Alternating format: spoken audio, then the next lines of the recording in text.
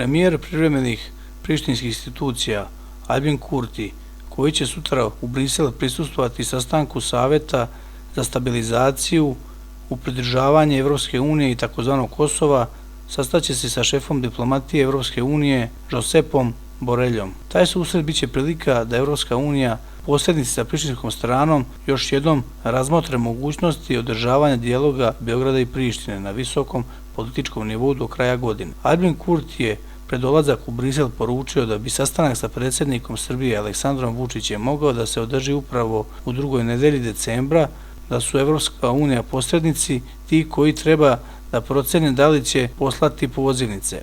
Prethodno, predsjednik Srbije Aleksandar Vučić naglasio je da Beograd traži i želi razgovore sa Prištinom na svim nivoima i o svim temama. Na pitanje Tanjuga da li se pozivnice spremaju iz krugova bliskih Josepu Borelju i Miroslavu Lajčaku, odgovarajući da još rano za bilo kakvu najavu i da ima još puno 2 nedelje do početka prazničnih odmora u Evropskoj uniji.